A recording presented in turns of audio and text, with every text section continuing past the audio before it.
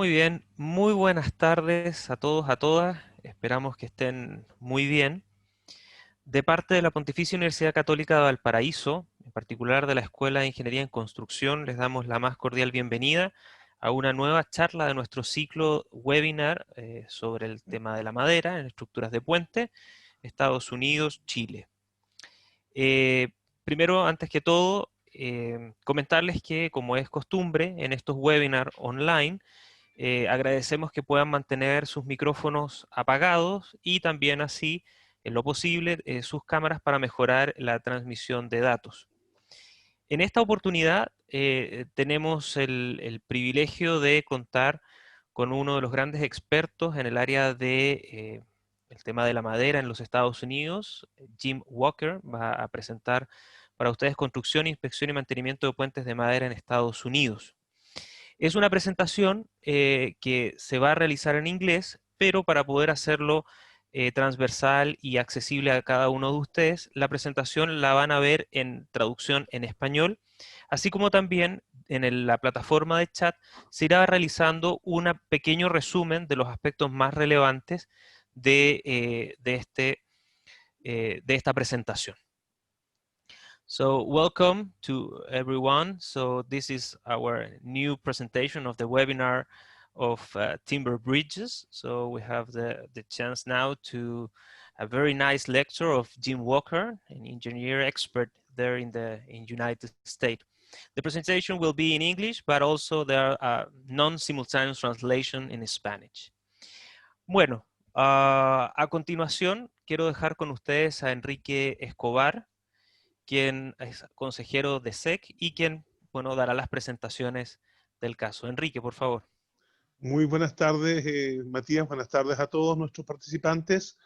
Quería agradecer la oportunidad de efectuar este seminario.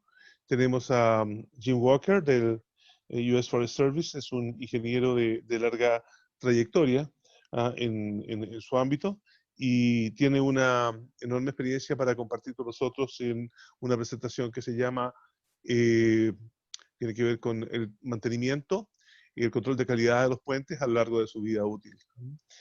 As Rose Braden just said, he's one of the foremost engineers in the United States in his field, wood bridges, and he will be giving us a presentation about quality control of wood bridges throughout their lifespan.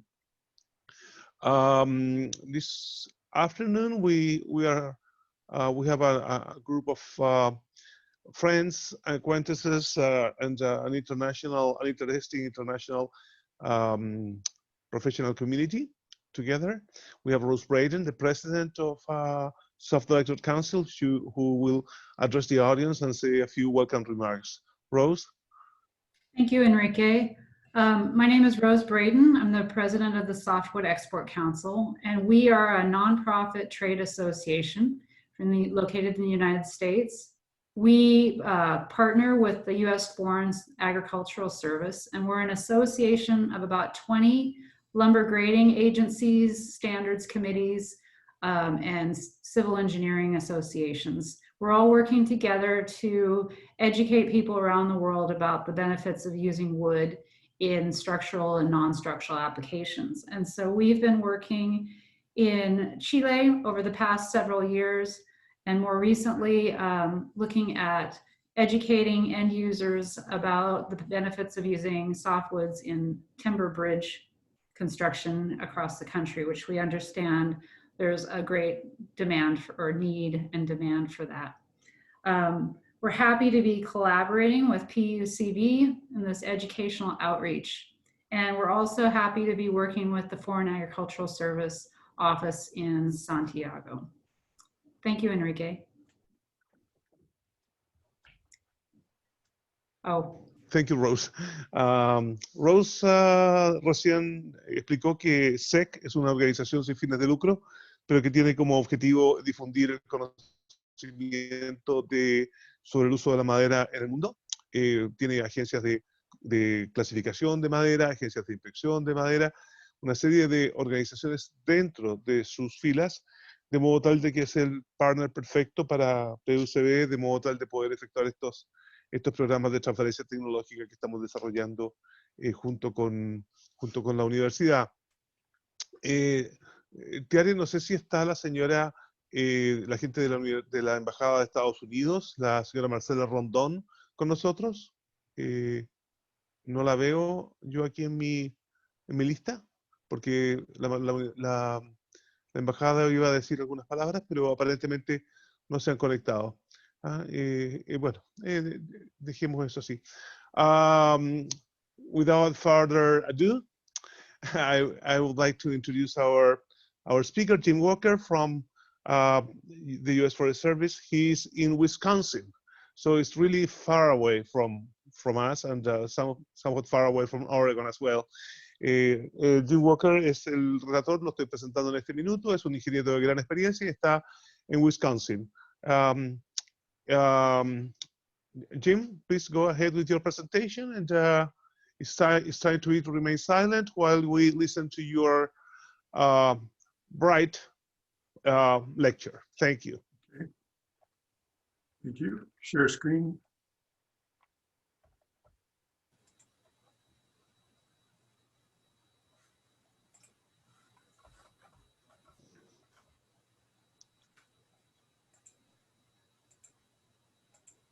Oops.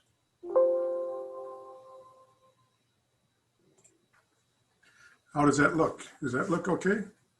Yeah, it's Looks okay. great. Okay.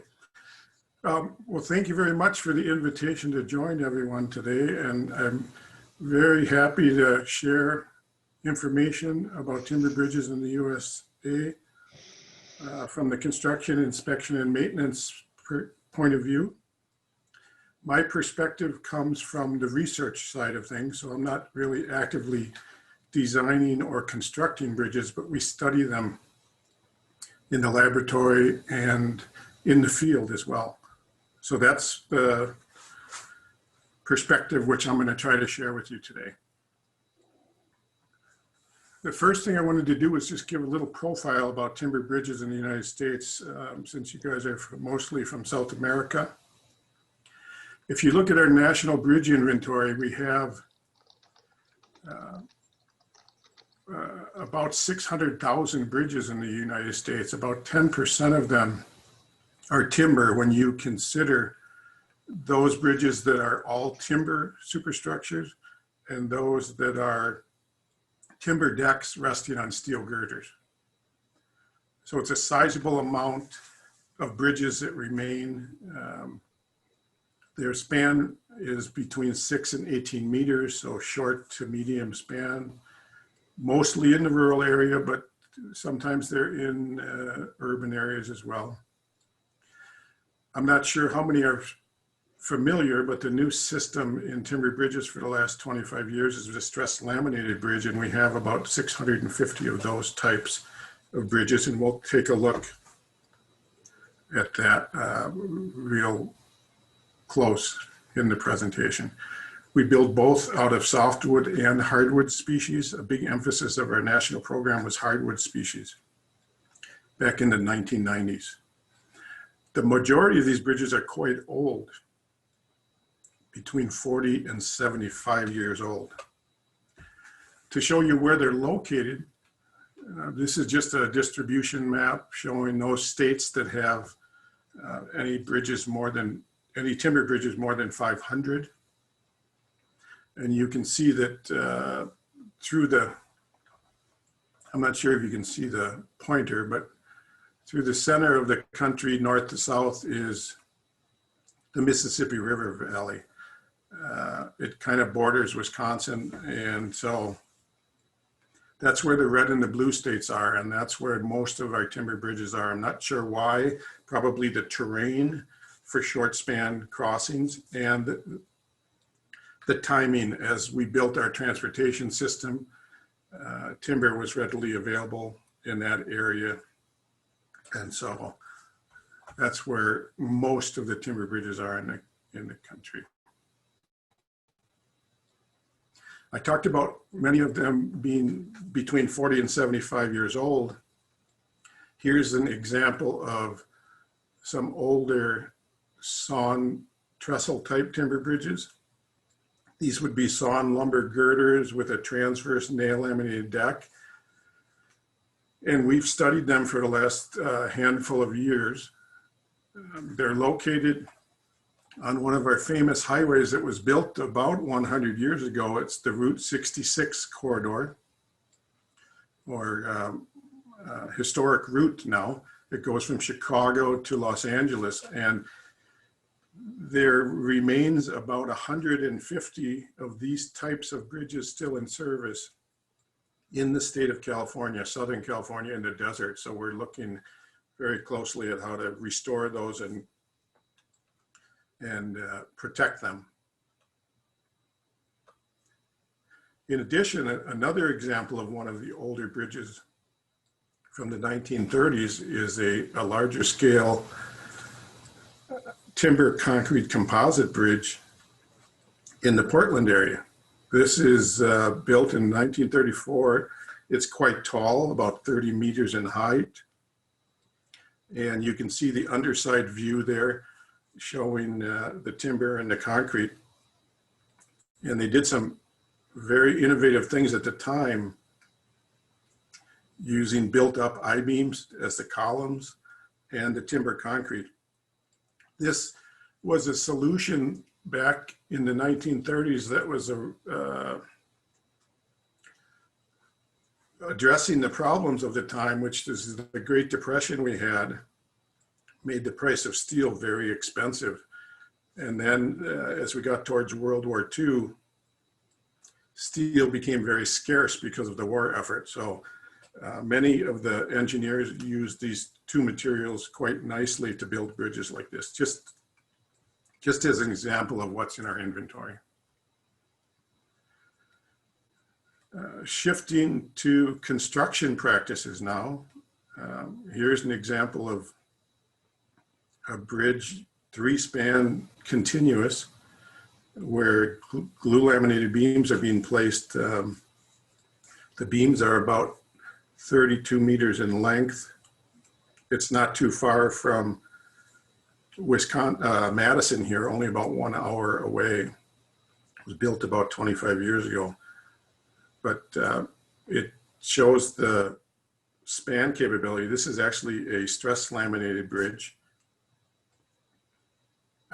where the individual laminations are laid up. There's no nails, there's no glue, but they're post-tension with high-strength steel bars. But just in a general sense, timber bridge construction in the US is mostly prefabricated or modular systems.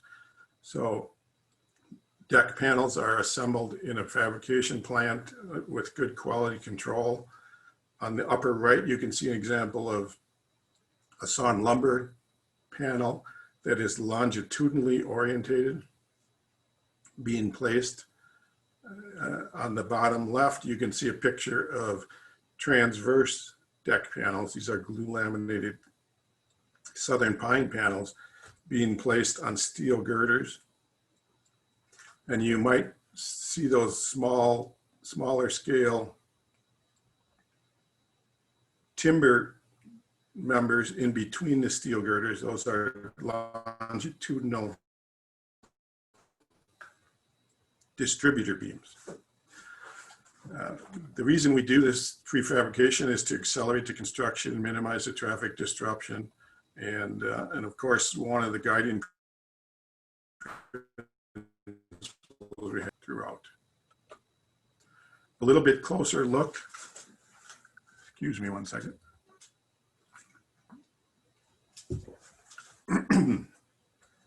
One of the slab type bridges that we have is called a spike laminated deck. So this is not glued, it's sawn lumber laminations.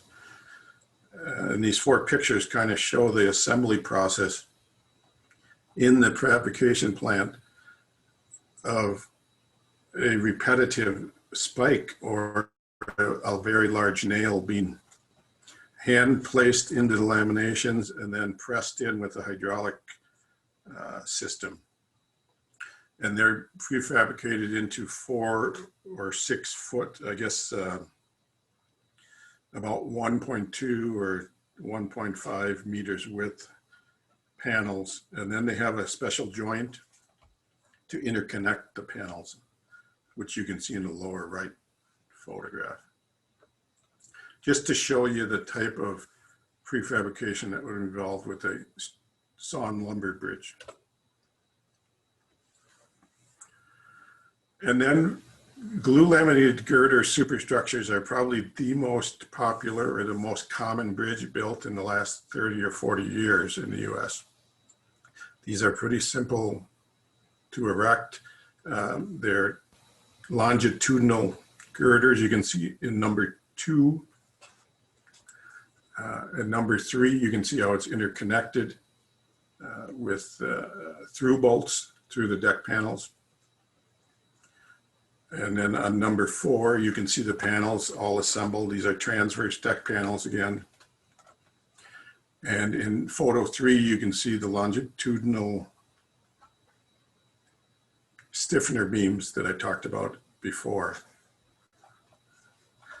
And then number 5 is an important part.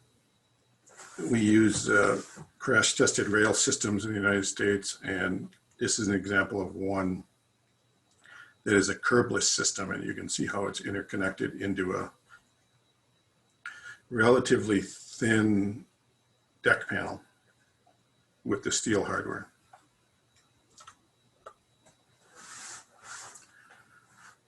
And then we talked about stress laminated decks, and these are pre-assembled very much the same way, except they're not interconnected into panels. They're just put into place in bundles of laminations. So on the left, you can see a group of glue laminated beams being lifted into place to form the slab deck, and that forms the bridge or the superstructure. On the right, we've seen that photo before. That's the longer span, but also glue laminated beams. And then steel rods are inserted, and hydraulic equipment and steel hardware are used to compress the deck somewhere in the neighborhood of 50 to 80,000 pounds. I'm not sure what that is in kilonewtons. But you can see on the right, a completed deck, and the individual glue lam laminations are visible. One thing I would note is the lamination width does not need to be uniform. Several bridges, the resource was available in different widths, so in order to save money and efficiently use the material, different width glue lam beams were manufactured to make the deck. The outer lamination right under the steel plates is typically a glue lam beam using hardwood lumber that is got a higher resistance to the high forces that are introduced. And I want to note that we have construction videos available. These are available at the address listed below. These are very popular in the United States, especially those contractors that are unfamiliar with building timber. Those are very useful in giving them an idea of how things go together in an efficient manner. I think we have 3 of them available there. In terms of inspection practices, this is a big part of what I want to share today. We get out and talk to engineers all over the country at states and at the local level. And they do the inspections, and we kind of train them because there's not a lot of expertise at those local areas for inspecting timber. Everything we do in the United States is guided by our National Bridge Inventory System, which is the Federal Highway Administration. And we use a rating guide, which you can see here. it's 1 through 9, number 9 being essentially new condition and number 1 being failed condition. And then you can see the various levels in between. This used to be a rating that was for a system level. So a whole superstructure would be rated and a whole substructure would be rated using these values. Now it's more to the element level. So if it's a girder bridge, each girder will be assigned an NBI rating number. And so it's much more precise or comprehensive at this time.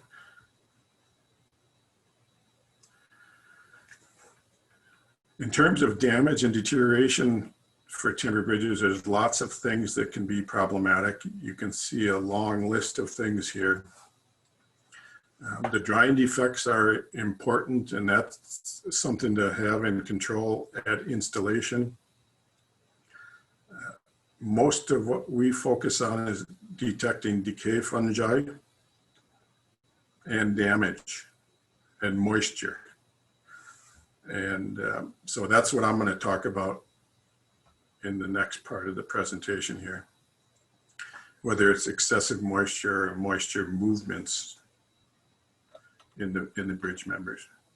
But all these other ones are very important and need to be evaluated.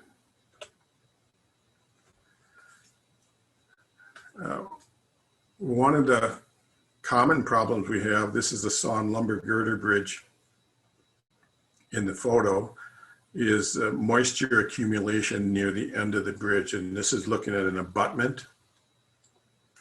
And it's quite visible, and that a large amount of debris or dirt has settled on top of the abutment cap, and underneath the bridge you can see a large pile of this material. And that's because it has a plank deck over it with openings in this case, and it's a gravel road, but it visualizes the issue we have where this happens even when we don't have a plank deck, and it leads to trapping moisture in these critical areas near the end of a beam where the preservative protection is not so good. So one of the key maintenance areas is to keep these things clean, keep them dry, and try to prevent this kind of thing from happening.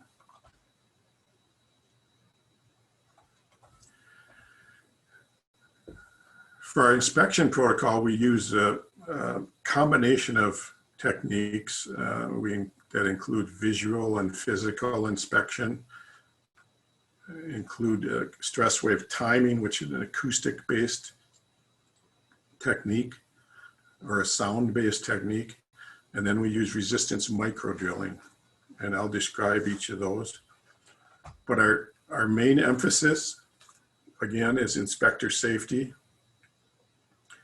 But we want to get the inspector safely within an arm's length of what they're inspecting, not looking through binoculars or just from a distance. We want to get them very close and spend a considerable amount of time at the site to really check things out. And they need to be close enough to use these tools that we're going to talk about. So the first step is visual inspection. And here's a number of photographs showing some work that was done in the last few years as part of our national study that we looked at about 130 bridges around the country. And what we're looking for is visible signs of deterioration, visible signs of moisture, and we mark those locations, and we use those locations to guide our inspection with the other tools or the non-destructive tools. The visual assessment is quite subjective, and so we like to pair it with the other tools, which are more reliable or more quantitative. Here's an example of some hammer sounding. where you simply tap on the wood and you listen to the sound, and sound wood has a very unique sound, and decayed wood or hollow wood has a very distinctly different sound. It takes some skill by the inspector to acquire this knowledge on how to use a hammer sounding, especially when moisture is present.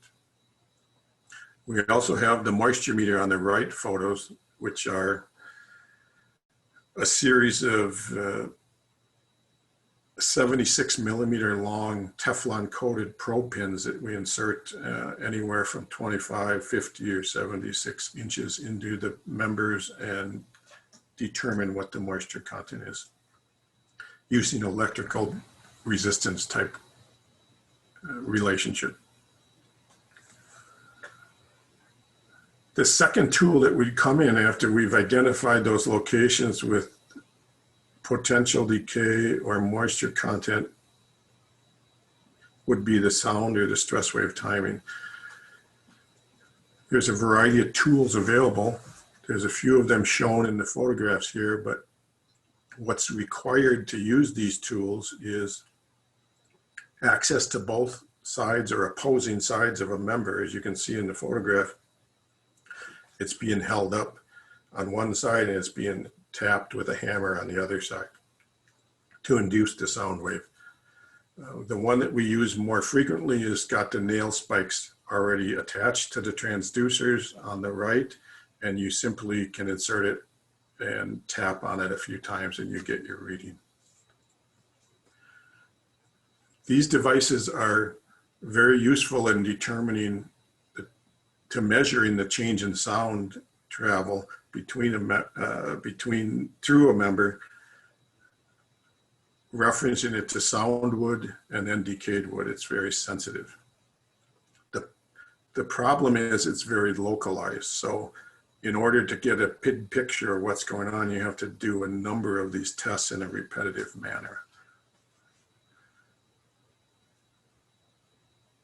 And then after that, we come in with the resistance microdrill. The resistance microdrill is a new tool that's been around for about 15 years.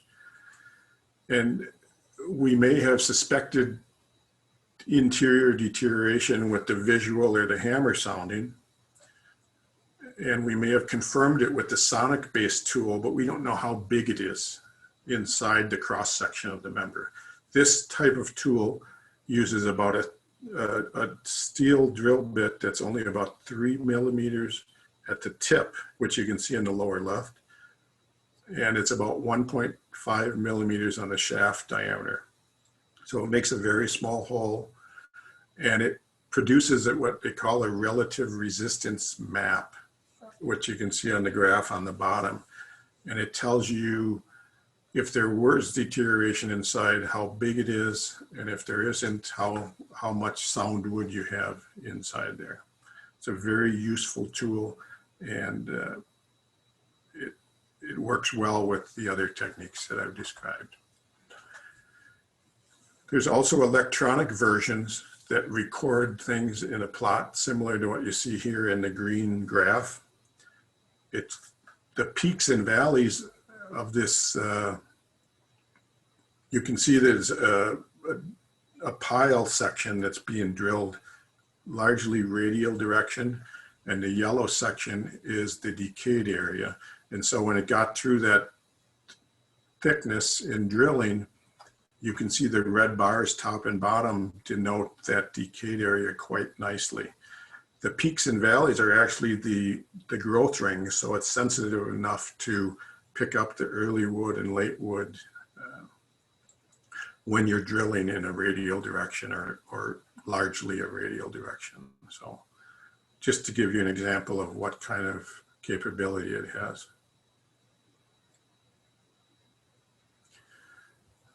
So to summarize, kind of in a 5-step procedure, the way we normally inspect bridges or the way that we recommend that folks inspect.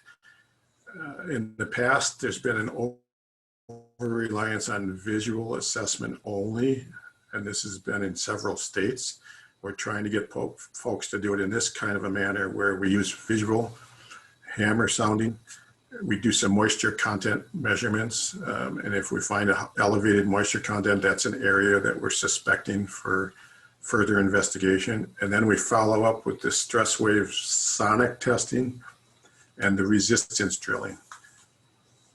And those two tools, number 4 and number 5, are used to confirm the size and extent of this internal decayed zone. So we can quantify things quite a bit better, and we can reduce the capacity of some members based on this quantified data. Switching gears to the research perspective, I told you most of what I do is on the research side of things. We're trying to adapt ground penetrating radar, GPR, which is very commonly used in concrete bridge inspections, and tune it to use it to inspect timber members like decks and or girders in a timber bridge. This is an example of some work we were doing in our laboratory with some specimens that had artificial defects introduced. And we're using a GPR off-the-shelf tool in order to do that. We looked at things like temperature, moisture content, and even treatment chemicals and see how these things would affect it. And then we're just finishing up the study where we took specimens to a field site in the state of Mississippi.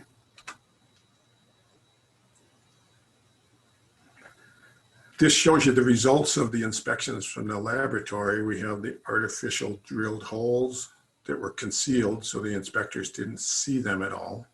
But you can see that it's quite effective at detecting these holes that were filled with wet sawdust to simulate internal wet decay quite nicely, except for the smallest couple of holes. So it's a pretty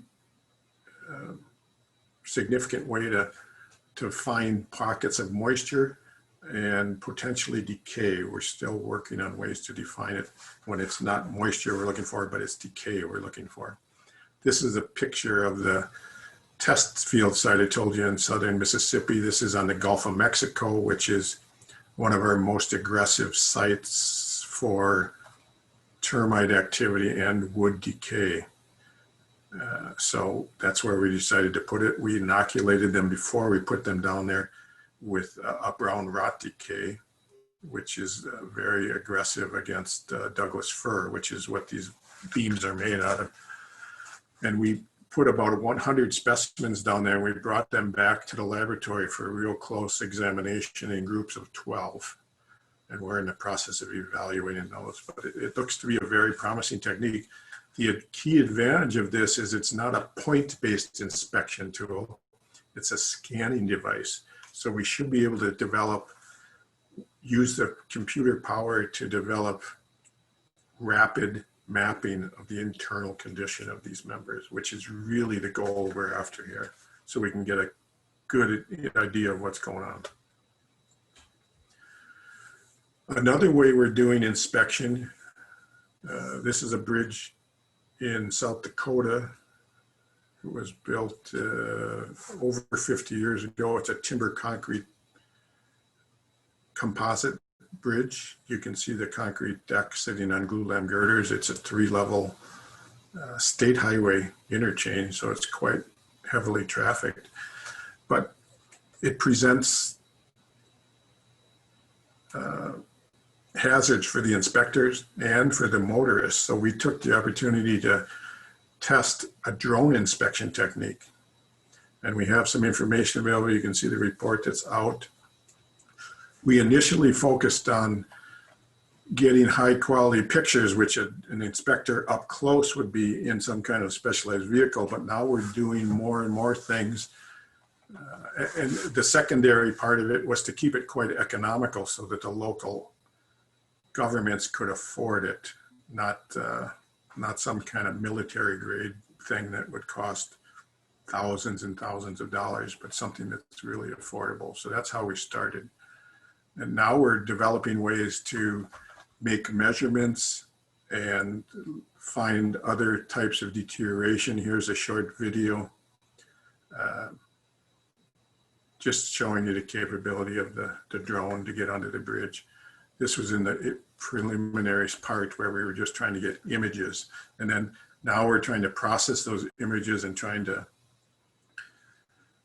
make measurements on the deterioration zones and quantify those zones so that in successive inspections, they can determine if they're larger, smaller, getting worse, and that kind of thing. So again, this is a relatively economical drone, and it was quite useful in doing it. And we worked quite closely with the state inspecting team that normally would inspect this as well.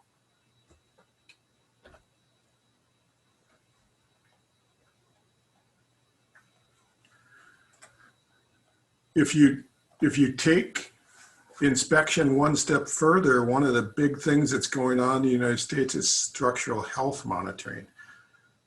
And we have a couple of projects going on. This is a picture of one of our smart timber bridges. We say smart timber bridges because we're not just collecting data with sensors on this bridge, but we have a computer.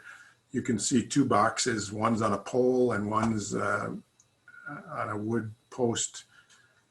Those are both computer modules that have programs in there that analyze the data on the site and then send out messages when there's a problem. So there's limits to the data, and if they go outside those limits, then they kind of set an alarm to either engineers or local governments. So it's a new direction we're going. We call it smart timber bridges. This bridge is actually available on our website, woodcenter.org. You can view it and see the activities. But what it involves is a series of sensors that are attached to the wood members. You can see moisture sensors. You can see strain sensors attached both to the glulam girders and to the glulam deck on the underside. And what this allows us to do is determine the transversal position of a truck as it's crossing. It's triggered as a vehicle crosses or a truck. And we can track the longitudinal position or the maximum strains of the bridge as a vehicle crosses.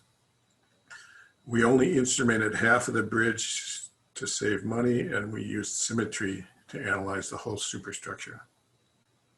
We also put load cells under the end of each of the glulam girders. This gives us a really good idea of how things are positioned transversely. We used relatively small load cells, 2 of them under each, so we can get the torsional effect on the girders when the vehicle wheels are not directly over it, but maybe they're in between girders. And you can see they're located between this welded steel bearing plate assembly at each bridge end. Here is an example of the data that would come from 2 vehicles crossing the bridge. And you can see based on the strains that were measured, we can detect where the heavy axles were. These are 5-axle trucks. And we can see that where axle 1, axle 2, axle 3, 4, and 5 are for 2 trucks. And the axles shown in red, of course, were heavier weights, and the ones in black were lower weight. But in order to be able to do this, we need to take a vehicle that is calibrated in weight, so we know its weight, and then place it across the bridge and get the response. And then we can determine this type of relationship for any vehicle going across the bridge. And then the next part, this is still an inspection and monitoring, I guess. We went into smart bridges and structural health monitoring. So this is taking monitoring one step further. One of the latest trends in the United States is to build modern covered bridges, and there's a lot of things driving that. Of course, when the historic bridges are lost due to arson and or flood, which are their two big threats, then the communities want to rebuild. But in many cases, they build them new like this because they are tourist attractions, and they're very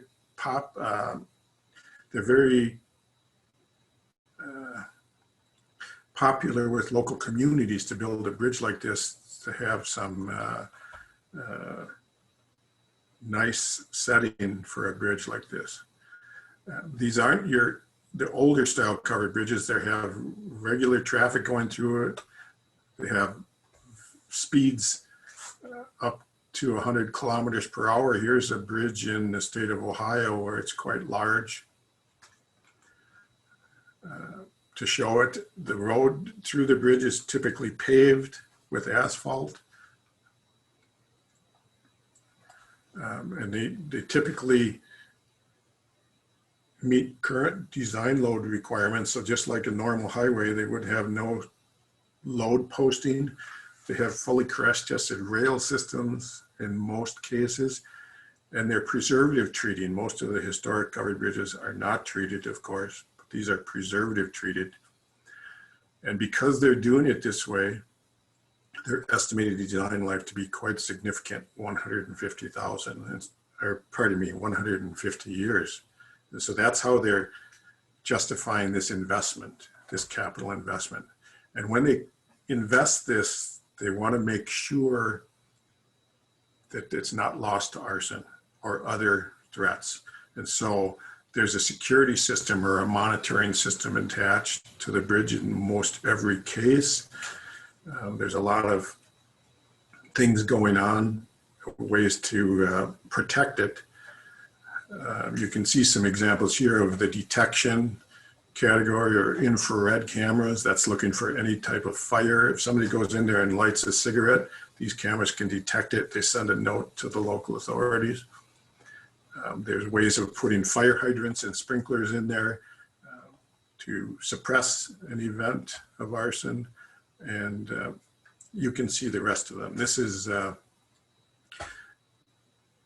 becoming more and more common in covered bridges in the United States to protect the historic ones and to protect the investment of these new bridges. The last category I want to talk about is the maintenance and repair practices for timber bridges. And we had a recent study. We did it in conjunction with the state of Minnesota and the state of Iowa, which are both our neighbors here to Wisconsin. And just a few images from that report show techniques that we developed or that were available that repair. On the left, a pile section that was deteriorated. You can remove a section, we put a placement of a new wood section, and then you interconnect it using a series of fasteners and epoxy and steel pins and so forth. And then if you have a slab type bridge like we looked at in several cases and you have deterioration in the deck, there's some techniques that are available to remove that section of deteriorated deck, to put in some form work and some rebars and to put in a concrete slab section to repair it. And the whole idea with these techniques is not to expect another 100 years of service, but in many cases, these bridges can get 20 or 30 years more service with these economical repair techniques.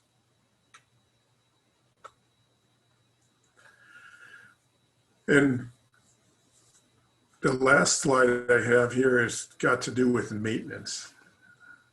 I might have mentioned that most of our bridges are asphalt wear-in surface covered, and most of the time they have a geotextile membrane underneath the asphalt, a waterproof layer to prevent moisture from getting at the wood. But this bridge that's shown in the larger pictures is from a national forest where they didn't put the cover on, but it illustrates the point that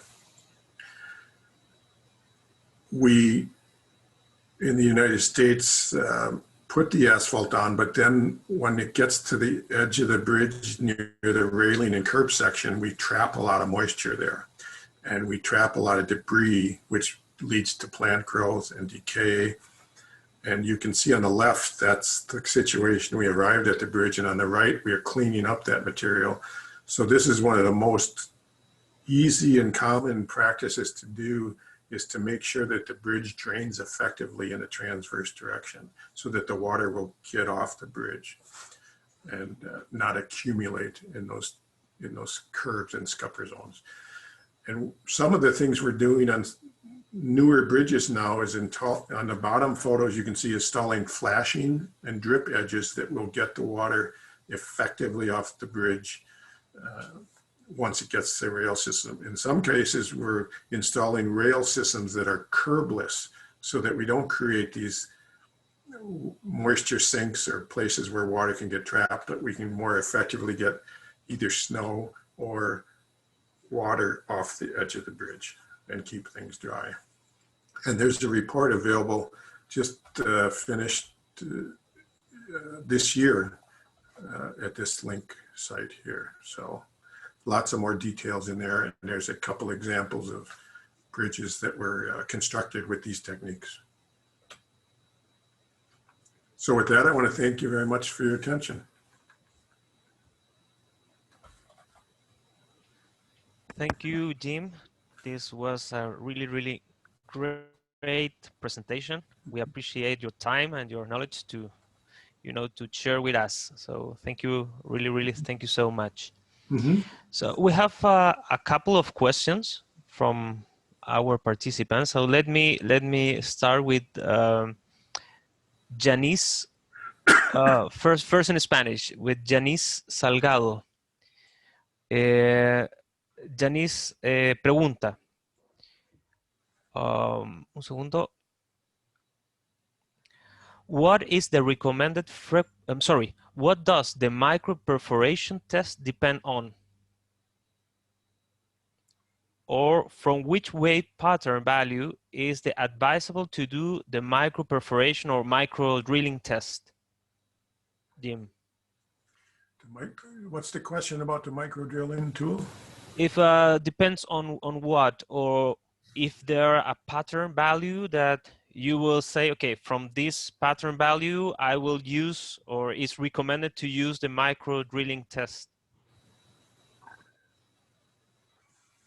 I'm not sure if I follow, but when you look at the plot of the micro drilling, if there's decay present, it will virtually drop to zero resistance. And so you will be able to detect that interior decay because it will drop to nearly zero resistance. If it goes through a pile and it goes through the pith, it can get quite low, but it's probably still sound. It's just the pith section that you're in. I suppose that is that. Janice, si quieres reformular la pregunta o queda clara, por favor, nos lo indicas. I will ask her if it's okay. Okay. There are another question from Peter Dechen. What is the recommended frequency for a routine inspection? I covered what our recommended procedures are, but there's not really a recommendation. It's a requirement or a law that we have to inspect all of the bridges in the United States that are longer than 6 meters in span every 2 years. And so there's a lot of bridges being inspected. It's the way we've been doing it since 1970s. We have a requirement, and there's very few exceptions to get a waiver, and maybe you can go 4 years without inspection. But the routine inspection is required every 2 years. 2 years, okay. And let me go further in this. And your team, your technical team, how is organized, or the number of professional or technical team that you needed for a routine inspection or a special inspection there in US? Well, our team was mostly from the research perspective. So we didn't really perform inspections that would satisfy the routine inspection required by the Federal Highway Administration. In order to do those inspections, you have to be trained and certified to be able to do those inspections. We were looking at the bridges from the research perspective in terms of durability and details and our detailed investigations. So a lot of the stuff that I covered, I think I emphasized, but maybe I'll re-emphasize, is that not all of these tools are used in the routine inspections by engineers. We're trying to change that. Many of those routine inspections are largely visual and maybe a little bit of hammer sounding. Mhm. So. And in that way, so if you consider, for example, another typology that composed different materials, means steel, or for example, here in Chile, we have a kind of typology that is called FINC, that it's a tendon outside of the system with a small mount that produce a support in the middle of the span. So all of that new technologies that or materials used for a mix of typology of bridges. Do you have any recommendation to research of that? For example, connection, for example, good with concrete or steel with timber or good? Typology, what do you mean by typology? Typology means, for example, a slab, a concrete slab with timber girders or good girders, or for example, not use simple supported bridges.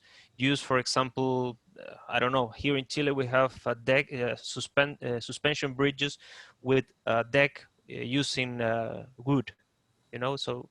Or different structural systems. Structural system, yeah. And the question was about is if you have any recommendation to, you know, analyze or research in that different structural systems or typologies. Well, most of our stuff is on investigating or taking a look inside the timber members. And so we would be thinking about the structural integrity of those timber members. Is there decay present? How big is the decay on the inside of those timber members? That's what our focus would be from our research at the Forest Products Lab. And the other thing that I didn't include is we can take samples of wood back to our laboratory and determine if decay is present by laboratory testing. And if decay is present, then an engineer would likely downgrade the bridge more, because once the decay gets in there, it would become more widespread quite easily. Mm-hmm. Okay, nice. Carlos Ferrada, he has another question. It's what is the initial annual cost for the whole communications and sensor system used in the smart bridges?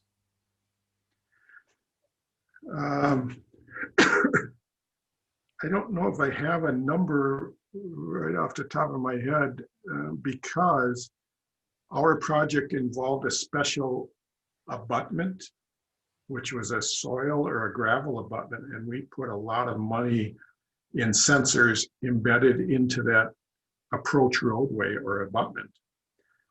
But I would guesstimate, and I can follow up with more detailed information, but I would guesstimate within $2,000 for the sensors that we installed. Not so expensive, but the computer data acquisition system, I think it's probably more, was 3 or 4 years ago when we installed it, more in the $10,000 range. Mm-hmm. So prices are coming down on all of that stuff, I think, as we go forward, of course.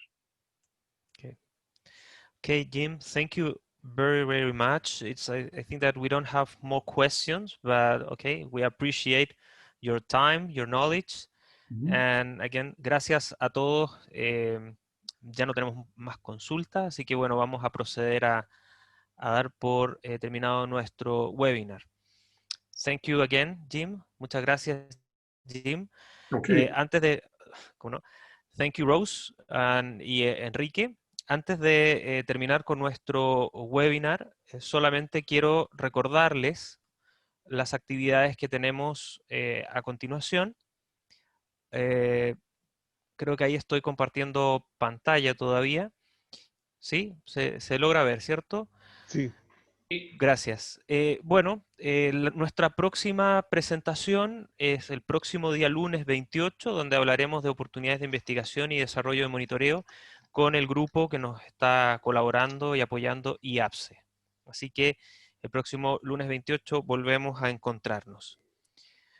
Pues bien, sin más, agradecerles a todos por su participación y por apoyar a este seminario. Muchísimas gracias. Thank you again, Jim. Thank you, Rose. We appreciate all your support in this activity. Gracias, Enrique. Nos vemos. Hasta la próxima. Gracias. Bye, bye. Yes, Hasta luego. bye-bye. Gracias Thank a you. todos. Jim, Have a good day. likewise. Thank you.